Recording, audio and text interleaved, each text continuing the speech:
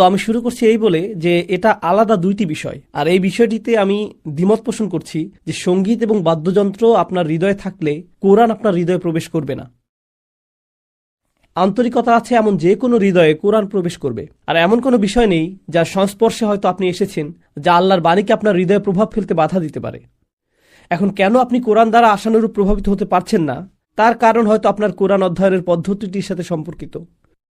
শুধুমাত্র অনুবাদ পাঠ না করে কোরআন অধ্যয়নের নিয়মানুগ পদ্ধতি অবলম্বনের চেষ্টা করতে পারেন। কারণ সত্যি বলতে আমি যখন প্রথম কোরআনের অনুবাদ পড়ি, আমি বুঝতে পারছিলাম না কিভাবে এই গ্রন্থকে জীবনের সাথে মিলাবো। এখন আমার কাজের একটি বড় অংশের উদ্দেশ্য হলো কোরআনকে যতটা সম্ভব জীবন সম্পৃক্ত করে উপস্থাপন করা, যাতে আল্লাহ আসলে কি বলেছেন তা আপনি উপলব্ধি করতে পারেন। তো আমার আলোচনাগুলো সহায়ক হিসাবে ব্যবহার করার ক্ষেত্রে উপকারী হতে পারে। bayyinatv.com-এ যদি সাবস্ক্রিপশন নেওয়ার সামর্থ্য না থাকে তাতে কোনো সমস্যা নেই, আমাকে একটা ইমেল করুন arabic@bayyina.com এই ইমেল অ্যাড্রেসে। আমি আপনার জন্য গিফট অ্যাকাউন্টের ব্যবস্থা করব। সেখানে লগ ইন করে আমার করা কোরআনের সংক্ষিপ্ত অনুবাদ শুনতে পারেন, যেখানে কোরআনকে কথোপকথন আকারে উপস্থাপন করার চেষ্টা করেছি। ইনশাআল্লাহ এটার একটা প্রভাব লক্ষ্য করবেন। আমার উপর এর যে প্রভাব ছিল আমার আশা তা আপনিও পাবেন। এখন আসুন সঙ্গীত এবং বাদ্যযন্ত্র নিয়ে কিছুটা আলোচনা করা যাক। আপনারা জানেন যে আমি মুফতি না এবং আমি ফতোয়া দেই না, এবং আমি ফতোয়া দেওয়ার মতো সে অবস্থানে নেই। আমি আপনাদের যা বলতে পারি তা হলো কিছু মানুষ যেভাবে এই বিষয়টিকে উপস্থাপন করে বিষয়টা ততটা সোজাসাপটা নয়। এমনকি উপমহাদেশের ফিকাবিদদের মধ্যে এই বিষয়ে মতবিরোধ রয়েছে।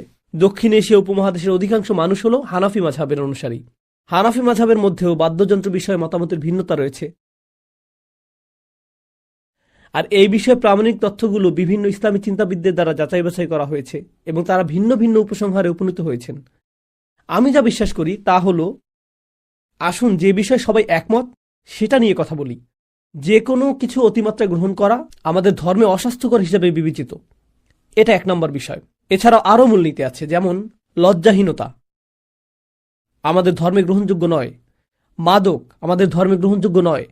যখন আপনি বলেন যে আপনি ব্যান্ড দলের অন্তর্ভুক্ত, ব্যান্ড সঙ্গীতের জীবন আরও কিছু জিনিস সাথে করে নিয়ে আসে।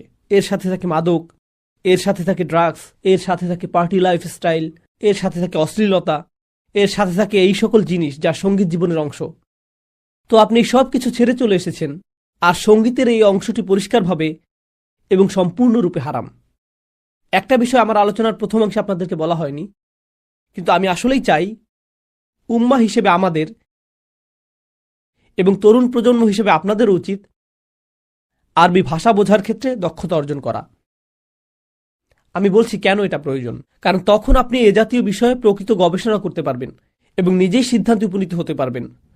তখন আপনি চিন্তাবিদদের মতামত সরাসরি পড়তে পারবেন, এভাবে যে কেন একজন মনে করছেন যে সঙ্গীত হারাম এবং কেন একজন মনে করছেন যে এটা হারাম নয়, এবং এক্ষেত্রে সীমারেখা কোথায়। এবং তখন আপনি বুদ্ধিবৃত্তিকভাবে একটি সিদ্ধান্তে আসতে পারবেন। তখন আপনাকে আর এ ধরনের বিষয়ে অগ্নিঝরা বক্তব্য শুনে তড়িৎ সিদ্ধান্ত নিতে হবে না।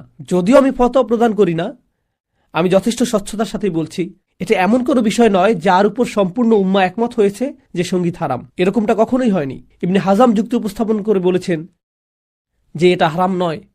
এরপর অন্য চিন্তাবিদগণ তার যুক্তি সমালোচনা করেছেন। এরকম যুক্তি পাল্টা যুক্তি চলে আসছে। বড়জোর আপনি বলতে পারেন এটা অনিশ্চিত একটা বিষয়, কিন্তু এর এমন কিছু উপাদান রয়েছে যা সব সময়ই ছিল। এগুলো সব সময়ই ছিল, আর এগুলো এড়ানো সম্ভব নয়। আর আপনার অস্বাভাবিকভাবে অপরাধ বোধে ভোগার প্রয়োজন নেই যখন আপনি লিফটের মধ্যে থাকেন আর এমন শব্দ হয় আর আস্তাগফিরুল্লাহ আস্তাগফিরুল্লাহ আস্তাগফিরুল্লাহ বলতে শুরু করেন। আপনাকে এরকম করতে হবে না।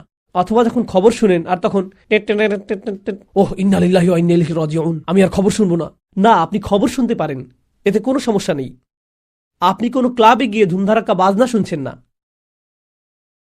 এমন কিছু তো ঘটছে না।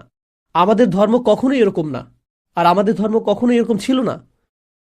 তো আপনাদের প্রতি আমার পরামর্শ হলো, অতি সরলীকৃত মতামতে বিশ্বাস করবেন না। এক্ষেত্রে নিজের বুদ্ধিবৃত্তিক যোগ্যতার উন্নতি সাধন করুন। কখনোই আমি যা বলি অথবা অন্য কেউ যা বলে তাকে চূড়ান্ত হিসেবে গ্রহণ করবেন না। আপনাদেরকে সক্ষমতা অর্জন করতে হবে যাতে এই বিষয়গুলো নিজেরা অধ্যয়ন করতে পারেন এবং নিজেরাই উপলব্ধি করতে পারেন যে কখন এবং কোন বিষয়গুলো কল্যাণের স্বার্থে আপনি ত্যাগ করবেন এবং কোন বিষয়গুলোতে কিছুটা শিথিলতা প্রদর্শন করতে পারবেন। আর এই বিষয়টাতে আমি সম্পূর্ণরূপে দ্বিমত পোষণ করি যে আপনার হৃদয়ে বাদ্যযন্ত্র থাকলে কোরআন আপনার হৃদয়ে প্রবেশ করতে পারবে না। এটা সত্য নয়, এটা মোটেও সত্য নয়। আপনার হৃদয়ে কোরআন থাকবে এবং সবচেয়ে ভালো রূপে থাকবে। আল্লাহ আপনাকে রক্ষা করুন সেই ফিতনা থেকে যা বাদ্যযন্ত্রময় জীবনের সাথে আসে। আমি দোয়া করি আল্লাহ আপনাকে তা থেকে রক্ষা করুন। আমি ফতোয়া প্রদান করার কাছাকাছি যেতে অপছন্দ করি, কিন্তু এক্ষেত্রে আমি আপনাকে পরামর্শ দিব ডক্টর আকরাম নদভীর আলোচনা শোনার জন্য। আমি আগেও ওনার কথা উল্লেখ করেছি, তিনি অক্সফোর্ড বিশ্ববিদ্যালয়ের হাদিস গবেষক। কারণ বাদ্যযন্ত্র বিষয়ে কোরআনের কোথাও সরাসরি আসেনি, আর একটি মাত্র আয়াত আছে যেটির সম্পর্কে একজন সাহাবীর মতামত উল্লেখ করা হয়েছে। তো কোরআনের কোথাও বাদ্যযন্ত্র বিষয়ে পরিষ্কারভাবে উল্লেখ করা হয়নি। এটা হাদিস সংক্রান্ত বিষয়, আর তিনি হাদিস বিশ্লেষণে শীর্ষস্থানীয় চিন্তাবিদদের একজন, যার গবেষণা আমার ভালো মনে হয়েছে। তিনি হলেন ডক্টর আকরাম নদভী। আমি আশা করি আপনারা তার গবেষণা কর্মগুলো থেকে উপকৃত হতে পারবেন।